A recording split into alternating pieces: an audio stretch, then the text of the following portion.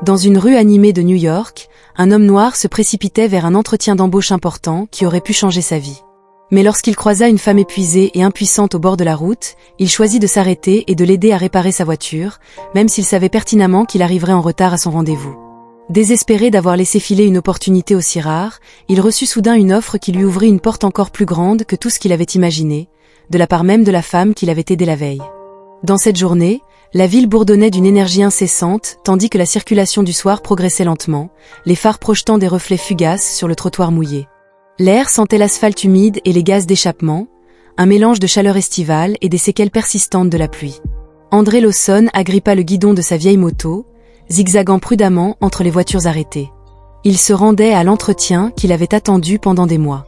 Il avait étudié tous les aspects de la société Lennox, mémorisé leurs rapports annuels, pratiqué toutes les questions possibles. Il ne recherchait pas simplement un autre emploi. C'était sa chance de décrocher quelque chose de réel, quelque chose qui pourrait enfin le sortir du cycle sans fin des concerts temporaires et de l'oubli. Le feu passa au vert, il accéléra, les yeux rivés aux chiffres lumineux sur son tableau de bord, 25 minutes. Assez de temps pour se garer, s'enregistrer et entrer dans cet entretien en ayant l'air d'appartenir à cet endroit. Puis, il la vit, une Tesla noire, garée immobile au milieu de la rue, les feux de détresse clignotant frénétiquement. La circulation se canalisait autour d'elle, les klaxons hurlaient tandis qu'un conducteur impatient faisait une embardée. Mais ce qui attira l'attention d'André, ce ne fut pas la voiture, ce fut la femme debout à côté. Elle était grande, élégamment vêtue d'un blazer impeccable qui semblait coûter plus cher que son loyer. Ses cheveux blonds lisses encadraient un visage qui rayonnait de puissance. Sauf que, maintenant, ce visage était crispé par la frustration. Son téléphone serré dans une main, les jointures blanchies, elle semblait coincée, et personne ne s'arrêtait pour l'aider. Les mains d'André se resserrèrent sur le guidon. Ce n'était pas son problème. Il avait un endroit où aller. Son esprit lui criait de continuer, ce n'était pas son combat. Il était dans cette ville depuis assez longtemps pour savoir comment les choses fonctionnaient. Un homme noir sur un vieux vélo cabossé qui s'arrêtait pour aider une femme blanche dans une voiture de luxe? Il pouvait déjà imaginer la suspicion dans ses yeux, la façon dont son corps se raidirait dès qu'il s'approcherait. Si les rôles avaient été inversés, se serait-elle arrêtée pour lui? Cette pensée fit remonter quelque chose d'amer dans sa gorge. Il aurait dû y aller, il aurait juste dû y aller. 23 minutes. Et pourtant, il ne le fit pas. D'un virage brusque du guidon, André traversa la voie et s'arrêta à côté de la Tesla. La tête de la femme se releva brusquement, les yeux plissés dès qu'elle l'enregistra. Il y eut cette lueur d'hésitation, ce moment pesant de calcul. Venait-il pour l'aider ou pour lui prendre quelque chose? André se força à rester neutre, ignorant la brûlure dans sa poitrine provoquée par ce regard. « Panne de voiture ?» demanda-t-il d'une voix ferme, comme s'il n'avait pas déjà anticipé cette réaction. Pendant un instant, elle ne répondit rien. Son regard balaya sa veste en cuir, ses mains calleuses, le vieux vélo garé trop près de sa voiture impeccable. Son visage se durcit. « J'ai appelé l'assistance routière », dit-elle froidement, comme pour mettre fin à la conversation avant qu'elle ne commence. André souffla un rire discret. « Bien sûr que vous l'avez fait. » Il fit un geste vers la voiture. « Vous êtes sûr que vous voulez attendre? Vous bloquez toute la rue. » Elle serra les lèvres, comme si la réalité de sa situation venait enfin de l'atteindre. Son regard glissa vers son téléphone, pas de réseau. Sa mâchoire se contracta. André vit le moment exact où elle comprit qu'elle n'avait pas le choix. « Il ne démarre pas », admit-elle. Les mots semblèrent lui faire mal physiquement. André hocha la tête, déjà en train d'avancer. Le capot s'ouvrit. Elle hésita encore, comme si l'idée de lui confier sa voiture était un pas de trop. Mais André n'avait pas le temps pour ça, il leva les yeux au ciel. « Madame, si je voulais voler votre foutue Tesla, je ne le ferais pas en pleine heure de pointe. » Cela sembla la réveiller, d'un souffle coupé, elle s'installa sur le siège conducteur et appuya sur le bouton de déverrouillage. Le capot se souleva dans un léger sifflement. André scruta le moteur. Il n'était pas mécanicien, mais les années à réparer sa propre épave lui avaient appris à reconnaître un problème quand il en voyait un. Une borne de batterie desserrée, une solution simple. Il enroula ses doigts autour du câble et travailla vite. La sueur perlait sur ses tempes. Alors qu'il resserrait le câble, la ville s'effaçait autour d'eux, les klaxons et les voix devenant un bourdonnement diffus. Quelques minutes plus tard, il recula. Essayez maintenant. La femme se glissa à nouveau sur le siège conducteur et appuya sur le bouton de démarrage. La Tesla rugit à la vie. Le soulagement passa brièvement sur son visage, vite masqué par son sang-froid habituel. Elle se tourna vers lui, le regardant vraiment pour la première fois. « Merci. » André s'essuya les mains sur son jean. « Ouais. » Il vérifia l'heure, 15 minutes de retard. Son estomac se serra. L'entretien était terminé avant même d'avoir commencé. Pendant une seconde, il resta là à regarder l'heure, sentant le poids de tout lui glisser entre les doigts. Puis, il se retourna vers sa moto, il n'y avait plus rien à faire. Mais avant qu'il ne puisse démarrer, sa voix l'arrêta. « Vous étiez en route vers quelque chose d'important, » dit-elle. Ce n'était pas une question. C'était une constatation. André expira en secouant la tête. « Plus maintenant. » Silence. Puis, à sa grande surprise, elle fouilla dans son sac et en sortit une carte. Elle la plaça dans sa paume avant qu'il ne puisse protester. « Appelez-moi, » dit-elle fermement. Il jeta à peine un coup d'œil au nom avant de la glisser dans sa poche. « J'ai pas besoin qu'on m'appelle. » Et sur ce, elle monta dans sa voiture, passa une vitesse et disparut dans le flot de la circulation. André resta là, debout dans la rue qui bourdonnait autour de lui. Son avenir venait de s'envoler en quelques minutes. Un rire amer lui échappa. Il venait de gâcher sa seule chance d'obtenir quelque chose de mieux. Ou du moins, c'est ce qu'il croyait. Le lendemain, la lumière du matin se répandait à travers les stores, dessinant des lignes obliques sur le parquet usé. André Lawson était allongé sur son lit, un bras drapé sur le front, fixant le plafond fissuré comme s'il contenait la réponse à une question qu'il ne savait pas formuler. Son téléphone vibra contre la table de nuit. Il n'eut pas besoin de regarder. Il savait déjà. D'un souffle lent, il tendit la main et balaya l'écran. « Merci pour votre candidature. Malheureusement, nous avons décidé de continuer avec d'autres candidats. » André ferma les yeux. Il laissa le poids des mots s'abattre sur lui, pressant contre sa poitrine avec la familiarité terne de la déception. Il savait que cela arriverait, il avait raté l'entretien. Il avait fait son choix. Et même le savoir n'adoucissait pas l'échec. Il jeta le téléphone sur le lit à côté de lui et expira brusquement. Il lui fallait un nouveau plan. Il ne pouvait pas rester là à se morfondre. Le loyer était dû dans 2 semaines, et il n'était pas question d'appeler sa mère pour lui dire qu'il avait encore échoué. Son regard parcourut la table de nuit, et c'est là qu'il la vit. Un petit rectangle de papier cartonné, épais et coûteux. Une carte de visite, Victoria Lennox, PDG de la société Lennox. André s'assit, feuilletant la carte entre ses doigts. Il ne savait pas pourquoi il l'avait gardée. Il s'était juré qu'il ne l'appellerait pas. Il ne voulait pas de charité. Il n'allait pas quémander une faveur juste parce qu'il avait changé une foutue pile. Mais à mesure que les minutes passaient, la carte lui semblait plus lourde dans la paume, comme si elle le défiait de tenter le coup. Son pouce flotta au-dessus du numéro. Puis, avant qu'il ne puisse se remettre en question, il jeta le téléphone sur le lit à côté de lui, expirant brusquement. Il avait eu besoin d'un nouveau plan. Il ne pouvait pas se permettre de rester assis là à se complaire. Le loyer était dû dans 2 semaines, et il était sûr comme l'enfer que ce n'était pas le moment d'appeler sa mère pour lui dire qu'il avait encore fait une erreur. Il avait appuyé sur composer. La ligne avait à peine sonné 2 fois qu'une voix avait répondu. « Tu as appelé ?» André s'était éclairci la gorge, soudainement conscient de l'oppression dans sa poitrine. Elle semblait presque pleine d'espoir, comme si elle avait attendu. « Oui » avait-il dit en se frottant la nuque, « tu m'as donné ta carte. »« Alors, tu as eu le poste ?» Il avait laissé échapper un rire sans humour, « Je suis pas arrivé à l'entretien. » Il y avait eu un silence. Puis, comme si c'était la chose la plus évidente au monde, elle avait dit « Viens à mon bureau, maintenant. » André avait cligné des yeux. « Attends, quoi ? Ce n'est pas une demande », puis elle avait raccroché. André avait fixé son téléphone. Que diable se passe-t-il ? 20 minutes plus tard, il se tenait dans l'imposant hall vitré de la compagnie Lennox, se déplaçant mal à l'aise sous le regard perçant de la réceptionniste. Il n'avait pas sa place là. Les sols en marbre brillaient sous une lumière fluorescente, polis comme des miroirs. Des hommes en costume sur mesure et des femmes en talons de créateur se déplaçaient dans l'espace avec une confiance sans effort, lui accordant à peine un regard. Il s'était senti comme un étranger avant même d'avoir fait un pas. « Non ?» demanda la réceptionniste en le regardant par-dessus la monture de ses lunettes de créateur. « André Lawson. » Son front s'était légèrement froncé, comme si le nom ne lui disait rien. « Vous avez un rendez-vous ? » « Je pense, oui. » Il ne savait même pas comment appeler ce qui était en train de se passer. Avant qu'elle ne puisse répondre, une voix avait coupé l'attention. « Monsieur Lawson est attendu. » André s'était tourné vers une femme en tailleur noir, élégante, debout près des ascenseurs, tenant une tablette contre sa poitrine. Son ton était sec, professionnel, et totalement indifférent aux civilités. « Suivez-moi, dit-elle. » André avait hésité une demi-seconde avant de la suivre. Le trajet en ascenseur avait été silencieux. Le doux tintement des étages qui passaient était le seul bruit entre eux. Puis les portes s'étaient ouvertes sur le dernier étage. Le bureau ne ressemblait en rien aux espaces d'entreprise froids et sans vie qu'il avait imaginés. Il était moderne, pointu. Du sol au plafond, les fenêtres encadraient l'horizon de New York. Le mobilier était élégant, chaque détail intentionnel.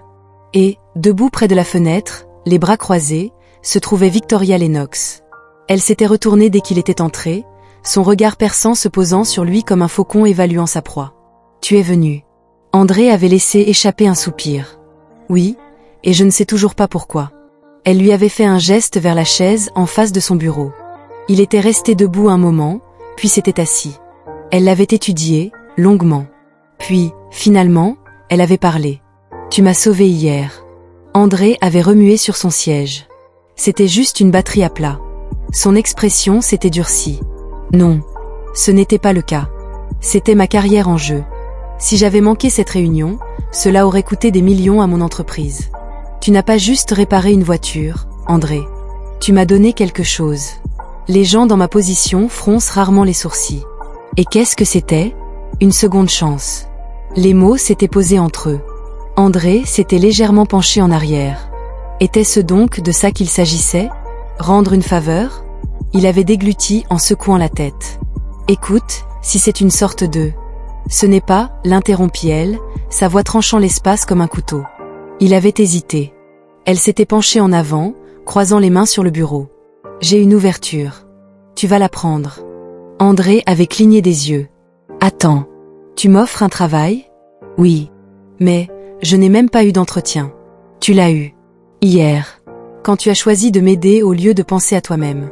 André l'avait fixé. C'était fou. Complètement fou. Et pourtant, alors qu'elle glissait un contrat sur le bureau, il avait réalisé une chose, avec une clarté surprenante. Sa vie était sur le point de changer à jamais. Il avait fixé le contrat devant lui, le poids du moment appuyant sur sa poitrine. Ses doigts s'étaient contractés contre son genou. Son esprit s'emballait pour rattraper ce qui se passait. Ce n'était pas comme ça que les choses fonctionnaient. On ne se rendait pas par hasard à une réunion avec un PDG pour en ressortir avec un emploi. Surtout pas un homme comme lui, qui avait passé des années à se battre pour décrocher un foutu entretien. Il avait levé les yeux vers Victoria. Son expression était restée illisible. Ses yeux verts, perçants, le regardaient avec une patience qui ressemblait plus à un test. Il avait dégluti, difficilement. Pourquoi ? Sa voix était plus rauque qu'il ne l'aurait voulu. Elle avait penché la tête, comme si la question l'amusait. Je te l'ai déjà dit. Tu m'as sauvé. André avait soupiré en secouant la tête. Ça n'a pas de sens. C'était une batterie de voiture. Ce n'était pas à propos de la voiture, l'avait-elle interrompu, son ton sec et contrôlé. C'était à propos du fait que, lorsqu'on a le choix entre soi et quelqu'un d'autre, on n'hésite pas. On fait passer un inconnu en premier. Dans ce métier, les gens ne font pas ça. Ils pensent à ce qui les avantage. Tu ne l'as pas fait. C'est rare. André avait serré la mâchoire en baissant à nouveau les yeux sur le contrat. Le salaire à lui seul représentait plus d'argent qu'il n'en avait jamais vu de sa vie. Le titre d'associé financier signifiait qu'il ne serait pas juste un stagiaire allant chercher du café. C'était un vrai poste. Un pied dans la porte. Et pourtant, quelque chose en lui résistait. Il s'était penché en avant, ses mains appuyées sur le bureau. Je ne veux pas de pitié. Les lèvres de Victoria avaient tressailli, presque comme si elle s'attendait à cette réponse. Le silence s'était étendu entre eux, épais et immobile. Elle s'était penchée en arrière, croisant les jambes. Tu as deux choix.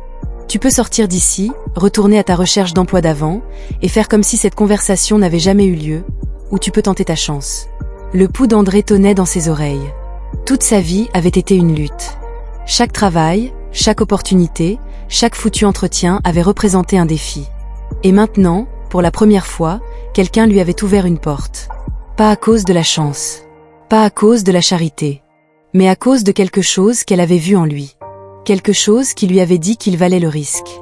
Lentement, délibérément, il avait attrapé le stylo. Et puis, il avait signé son nom. Le lendemain matin, André était entré dans la société Lennox en tant qu'employé. Cela ne lui semblait toujours pas réel. Le bureau représentait un monde à part de tout ce qu'il avait connu. Murs de verre. Sol ciré. Le faible bourdonnement des voix discutant des chiffres et des prévisions. Tout le monde bougeait avec détermination, dégageant de la confiance, un contraste frappant avec le doute qui rongeait sa poitrine. Il s'était attendu à commencer par le bas, un box exigu, peut-être un bureau enterré au fond d'un département surpeuplé. Mais lorsqu'il avait été conduit à son espace de travail, il s'était arrêté net. Ce n'était pas un box. Ce n'était même pas dans un coin oublié. C'était un bureau privé. Il s'était tourné vers la femme qui l'avait escorté jusqu'au bureau exécutif d'Ava. Victoria, l'assistante, ne lui avait accordé qu'un regard rapide depuis qu'il avait franchi les portes. Il y a eu une erreur, avait dit André, se sentant déplacé. Je ne pense pas, aucune erreur. Le ton d'Ava avait été brusque, son expression impassible. Mademoiselle Lennox avait pris les dispositions elle-même. Cela n'avait eu aucun sens. Il n'avait même encore rien fait. Avant qu'il ne puisse poser davantage de questions, Ava lui avait tendu un dossier. Tes responsabilités. Lis-les. Tu commences immédiatement. Puis elle était sortie, le laissant debout là, le cœur battant. Dans quoi diable venait-il de se mettre? Depuis le moment où il était entré dans ce bureau, il l'avait senti, les yeux, les chuchotements. Il n'était pas censé être là. Il l'avait perçu dans la façon dont les gens le regardaient, dans la manière dont les conversations s'arrêtaient juste au moment où il passait. Il le regardait. Le jugeait. Qui était-il? Pourquoi avait-il un bureau? Il n'avait même pas d'expérience. André avait serré la mâchoire et avait continué à marcher, faisant semblant de ne pas entendre. Mais la vérité, c'est qu'ils avaient raison. Il n'avait pas sa place ici. Et les loups, dans ce bureau, sentaient la faiblesse. Il devait faire ses preuves. Rapidement. Le premier vrai défi était arrivé quelques jours plus tard. Victoria l'avait appelé à son bureau. Son expression était indéchiffrable lorsqu'elle avait glissé un épais dossier sur le bureau. « J'ai besoin que tu prépares une présentation pour le conseil d'administration », avait-elle dit d'une voix froide et efficace. Ils s'attendront à une analyse financière d'ici vendredi. André avait senti le sang se retirer de son visage. Il avait à peine une expérience en entreprise, et encore moins dans les présentations devant des cadres. « Je ne sais pas si je peux. »« Tu peux » l'avait-elle coupé sèchement. « Et tu le feras. » Ce n'était pas une faveur. C'était un test. Pendant 3 jours, il s'était plongé dans des rapports, s'était penché sur des feuilles de calcul, des prévisions financières, tentant de donner un sens à des chiffres qui lui semblaient une langue étrangère. Il avait à peine dormi, son esprit s'emballant avec les pires scénarios. Le vendredi, sous l'effet de la caféine et des nerfs, il était entré dans la salle de réunion, faisant face à une table pleine de cadres puissants, hommes et femmes, qui avaient bâti cette entreprise à partir de rien. Au moment où il avait commencé à parler, il avait senti le scepticisme, le défi silencieux dans leurs yeux. Mais il avait persévéré. Il avait lutté contre la nervosité, les silences, le doute pressant dans sa colonne vertébrale comme un poids. Et quand il avait fini, le silence avait rempli la pièce. Puis, l'un des cadres les plus âgés s'était penché en arrière, hochant lentement la tête. « Bien joué !» André avait expiré, la tension saignant de ses épaules. Il avait dépassé l'épreuve. Pour l'instant. Ce soir-là, Victoria l'avait appelé dans son bureau. Il s'était attendu à des critiques, un compte-rendu de tout ce qu'il avait mal fait. Au lieu de cela, elle l'avait étudié un long moment avant de parler. « Pourquoi n'as-tu pas simplement pris l'argent ?»« Quoi ? Quand je t'ai donné ma carte, ce jour-là, avait-elle dit, sa voix mesurée. Je pouvais dire que tu ne voulais pas d'aumône. La plupart des gens l'auraient pris et seraient partis. Je ne veux pas de charité, avait-il répondu, les poings serrés. Ses lèvres s'étaient retroussées légèrement. Pas tout à fait un sourire, mais quelque chose de proche. Bien. Une pause. Puis elle s'était penchée en avant. Sais-tu pourquoi je t'ai embauché? Non. Parce que tu me fais penser à moi. Son cœur s'était arrêté. Elle s'était levée, marchant vers la fenêtre, sa silhouette se découpant sur l'horizon de la ville. J'ai construit cette entreprise à partir de rien. Je sais ce que c'est que d'avoir les chances contre soi. De devoir se battre pour chaque centimètre de terrain. Elle s'était retournée, ses yeux vers se fixant sur les siens. « Tu veux faire tes preuves ?» avait-elle dit, la voix calme mais ferme. « Alors fais-le. » Ce n'était pas un encouragement, ce n'était pas un discours, c'était un défi. Et André n'avait pas reculé. Les semaines suivantes avaient été brutales. André Lawson avait plongé dans un bassin à requins. Chacun de ses mouvements était observé, analysé, disséqué. Les murmures s'étaient calmés, mais les regards ne le quittaient jamais. Chaque rapport, chaque réunion, chaque décision. Ils attendaient son échec. Victoria Lennox ne lui avait accordé aucun traitement de faveur. Au contraire, elle avait été plus dure avec lui que quiconque. Vos chiffres sont faibles. Elle l'avait dit un matin, levant à peine les yeux du rapport qu'il avait passé la nuit à peaufiner. Elle l'avait jeté sur la table, le papier glissant jusqu'au bord. Je vais le réparer. Vous pouvez le réparer d'ici demain. Son estomac s'était serré. Demain, c'était impossible. Mais Victoria ne concevait pas d'excuses. Alors il était resté debout toute la nuit, étudiant les chiffres, ajustant les projections, s'assurant que chaque décimale, chaque tendance, chaque prévision était parfaite. Le lendemain matin, il avait rendu le rapport révisé. Son corps lui faisait mal d'épuisement, mais sa mâchoire était serrée. Victoria avait parcouru les chiffres, puis les lui avait rendus. C'est mieux. C'était tout.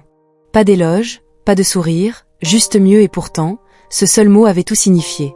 Merci d'avoir regardé, et à la prochaine dans une nouvelle vidéo.